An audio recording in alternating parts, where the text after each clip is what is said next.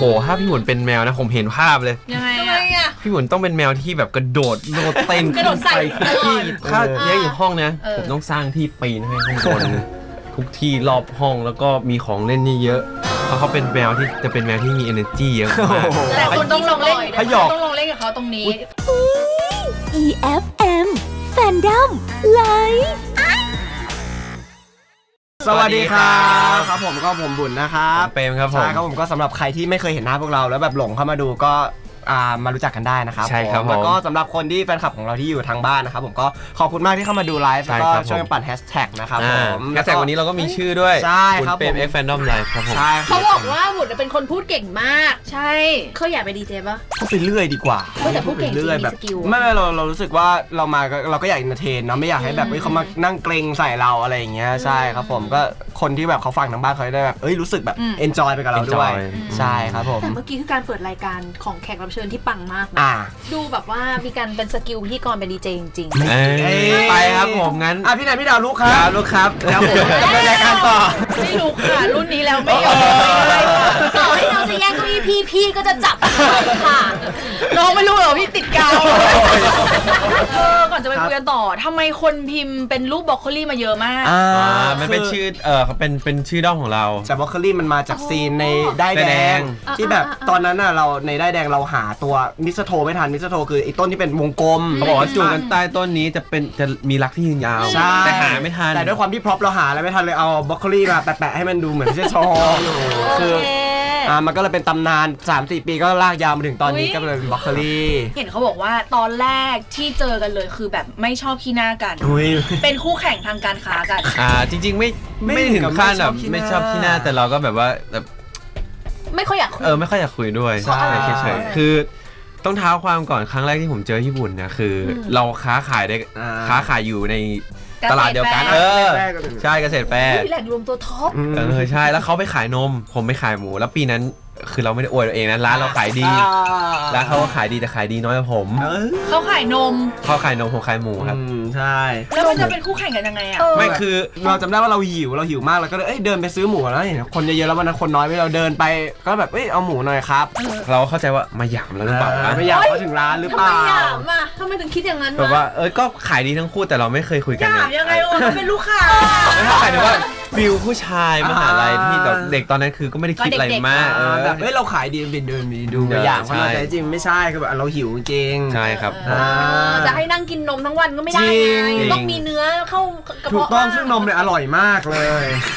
นมโจรอย่าพูดนะหมูโจรเยอะกว่านมมันเป็นหลักการตลาดแล้วเราเป็นหมูโจรด้วยหรือเปล่าหมูโจรผมมันล้วนเลยเอามาไม่เอาไปตั้งมันหมูกระทะแทนมันได้เลยจริงๆแล้วอะแปลกมากไม่ใช่แล้วก็หมูร้านผมอร่อยฮะยังขายอยู่ไหมอะไม่ได้ขายแล้วครับเขาเป็นดาราแล้วก็ไม่ขายแล้วอยากกลับไปขายอยู่เป็นดาราไม่รอดครับอะไรอย่างเงี้ยนะสองคนนี้เป็นคนที่เขาบอกว่าตอนแรกที่ก็จะมีความแบบตึงๆใช่ไหมแล้วได้ก็คือคนนี้เขาก็จะต้องคือเหมือนแบบเข้าหาคนนั้นก่อนเพราะเขาจะต้องเล่นซีรีส์ด้วยกันขอถามได้ไหมว่าถ้าวันนั้นคุณไม่เข้าหาเขาก่อนจะมีวันได้สนิทกันไหมไม่มี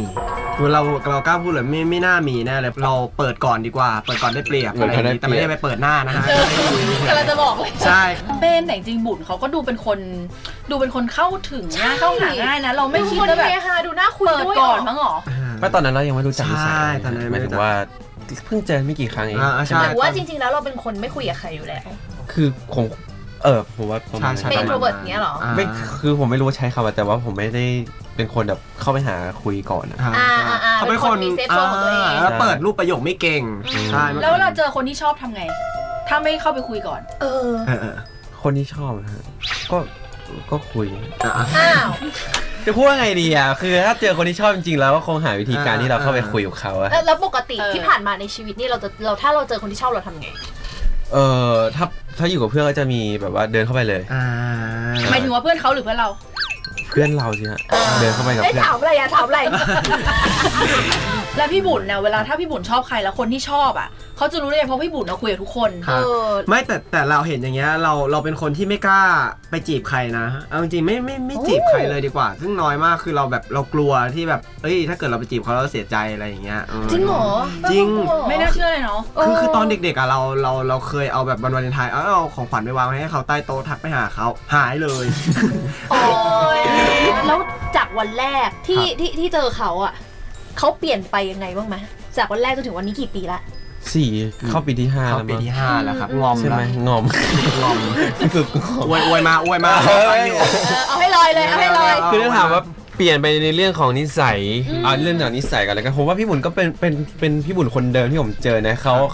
คือปกติที่ผมเจอมาคือคนที่มีชื่อเสียงเขาเรียกว่าอะไรเขาจะหลงแสงสีเสียงฮะเฮ้ยนี่มันคำชมอันนี้คืออวยใช่ไหมไม่ใช่หมายถึงว่าคนปกติแต่พี่บุญเขาไม่เป็นไงใช่เกินหลงแสงสีเสียงคือไปพามก็ไม่ได้คิดว่าพี่บุญแบบเปลี่ยนไปแบบอะไรอย่างเงี้ยเพราะว่าเหมือนเดิมนิสัยลึกๆของเขายังเป็นคนเดิมครับแต่เปรมน่าจะสำหรับบุญน่าจะเป็นแบบว่าพูดมากขึ้นไหมเปลี่ยนไปเยอะคือพูดเยอะขึ้นเยอะครับเมื่อก่อนเขาครับโอเคครับยังไงครับอะไรอย่างเงี้ยคือพี่กรณ์ถามมาเขาตอบกลับไปประมาณนี้นิดเดียวไม่ได้ขยายความต่ออะไรเงี้ยแต่พอเราอยู่กับเขาไปนานๆคือเขาเริ่มเรียนรู้ในการที่ต้องอยู่ตรงเนี้ยว่ามันต้องแบบตอบคำถามยังไงต้องแบบต้องเฮฮายังไงในรายการอะไรเงี้ยเขาพัฒนาตัวเองขึ้นมาเยอะมากเขามีไลน์มาปรึกษาเรื่องอะไรเป็นพิเศษไหมส่วนใหญ่เป็นเรื่องเข้าไลน์ไปปรึกษาเรื่องชีวิตเรื่องการทำงานนี่แหละครับผมว่ามันมีอะไรบ้างที่แบบว่าตรงนี้ผมว่าอย่างนี้นะพี่อะไรอย่างเงี้ยก็ขอคำปรึกษากันมากกว่าคือเขาเป็นคนที่เราสนิทใจด้วยเหรอเนาะใช่ครับคือด้วยความที่เราทำงานตรงนี้น่าจะทำงานด้วยกันอีกยาวใช่เราเจอหน้ากันเกือบทุกวันผมเจอหน้าพี่หมุนบ่อยกว่าเจอแม่เลยเหมือนกันเรามีเกมมาให้เล่นด้วยนะคะชื่อเกมว่าเชือกป่านเรามีเชือกทั้งหมด6เส้นแต่ละเส้นก็จะมีโจทย์ของแต่ละเส้นให้ทุกคนไม่ใช่ทุกคนสิให้บุญกับเปรมทำตามครับให้น้องเลือกก่อนว่าน้องจะเอาเส้นเห็นแล้วหิวทาโร่ทำยังไงก็ได้ให้ทั้งคู่อยู่ในเชือกป่านเส้นนี้ด้วยกันและต้องมัดปมเชือกด้วยกันนะเส้นนู้นอันนี้คือให้มัดให้ทั้งคู่อยู่ในเชือกป่านเส้นนี้ด้วยกันและต้องมัดปมเชือกด้วยนะพร้อมยังอะไรยังจะผูกคอเดี๋ยวเลยเหรอเมื่อกี้อย่าเพิ่งบอกไม่ใช่ชิวาว่าอีกเฮ้ยทำได้เฮ้ยทำได้ไอตอนผูกได้แต่ไอตอนแกะตายถ้าผมส่งสัญญาณนี้คือไม่ไหวแล้วนะขอท่า Y2K ทีนึงอย่างนี้ค่ะอย่างนี้นี่ค่ะอย่างนี้ไม่ใช่ความลุกเอาอย่างนี้เล่นลิ้นด้วยโอเคขอบคุณมากค่ะน้องพี่พาผมมาทำอะไรครับเนี่ยนั่นแหละพี่ก็งงเหมือนกันน้องไม่มาอีกเลยหยอกนะเดี๋ยวนะไอเชือกข้อเมื่อกี้จริงๆจะรัดข้อมือเฉยๆก็ได้นะใช่มันไม่คอนเทนต์ไงพี่เฮ้ยเปรมเราสายคอนเทนต์หรอเปรมที่ทำให้รายการทุกที่มีคอนเทนต์เปรมแกเป็นสายคอนเทนต์เหรอจริงๆคือถ้าทำแบบผูกมือก็ผูกได้อันนี้ก็ตลกดีเผื่อพี่บุญนะว่าหายใจไม่ออกอะไรเงี้ยเผื่อหายใจไม่ออกกลางรายการเราจะมีคอนเทนต์ใจเย็นนะเรามันรอบค่านี่หว่ามาของผมถ้าพี่บุญเป็นแมวเปรมจะเล่นกับแมวตัวนี้ยังไงอ่ะโหถ้าพี่บุญเป็นแมวนะผมเห็นภาพเลยยังไงอ่ะพี่บุญต้องเป็นแมวที่แบบกระโดดโลดเต้นกระโดดใส่ที่ถ้าเลี้ยงอยู่ห้องนะผมต้องสร้างที่ปีนให้ทุกคนทุกที่รอบห้องแล้วก็มีของเล่นเยอะเพราะเขาเป็นแมวที่จะเป็นแมวที่มี energy เยอะมากแต่คุณต้องลองเล่นต้องลองเล่นกับเขาตรงนี้สมมติแมว alert อย่างเงี้ยเราเข้าไปแตะเขาหรือลูบหัวอะไรได้ปะผมว่าน่าจะแบบว่าเอาหลังมือแตะๆก่อนเขาเลยก็จะแมวต้องหลังมือแตะก่อนหรอจริงๆมันป้องกันเราด้วยครับคือแบบว่ามันจะแต่ถ้าคนเอาหลังมือแตะก็คือไม่หายใจแล้วนะภาพจมูกเรารู้เรื่องแมวเยอะขนาดนี้เพราะว่าเราเลี้ยงกี่ตัวเลี้ยงตัวเดียวครับแต่เรารักเขามากแต่เราก็ศึกษาวิธีการเลี้ยงว่าพฤติกรรมของแมวมันมีอะไรบ้างเบื้องต้นน้องถ้าเห็นแมวเขาอะหน้าเหมือนเขาเป๊ะอย่างนี้โอ้โหน่ารักมากผมบอกเลยลูกชายผมแล้วหน้าเหมือนเปรมมากบอกเลยอันต่อไปก่อนค่ะของผมก่อนแล้วกันลองให้เปรมเป็นเฮียวินและให้บุญเป็นทีมอยากเล่นก็เล่นอยากเล่นก็เล่นถ้าเล่นเป็นเฮียวินเหรอผมว่าก็ยิ้มแบบเฮียวินมันเฉียงขนาดนั้นเลยอันนี้มันอมอะไรอยู่เพราะพี่บุญบอกว่ายิ้มแบบเฮียวินจะไม่เปิดปากไม่เห็นเวลาเฮียวินยิ้มเขาจะไม่ยิงฟันเขาไม่ใช่จะแย่หน่อยมาเส้นของพี่บุญสุดท้ายแถ ถ้ามีแมลงสาบมาก่อนหน้าเปรมบุญจะช่วยยังไง บุญกลัวแมลงสาบมาก กลัวมาก กลัวที่สุดในโลก เอาปืนมาจ่อยังไม่กลัวขนาด อยาก นี้ รู้ เล ใคร ย ยิงคำถามนี้ ถ้ามันเกาะอยู่บนหน้าเปรมทำไงอะ ทำไงครับ ช่วยเหลือตัวเองก่อน ก็พูดตรงๆว่าไม่ช่วย เอาจริงคือดีแล้วที่ไม่เอาเท้ายันหน้าผมอะ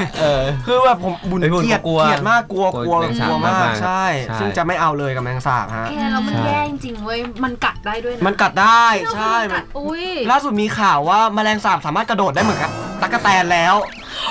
จะกลายพันธุ์ไปไหนพ่อ มันคือเอเลี่ยนอ่ะ จริง มันคือสิ่งสุดท้ายที่จะมีชีวิตอยู่บนโลก ใช่ ใบ เขาบอกอย่างนี้ มันโดนรังสีนิวเคลียร์มันยังไม่ตายเลย เขา เอาไง บอกแมลงสาบจะไม่ตาย จริง เอาอะไร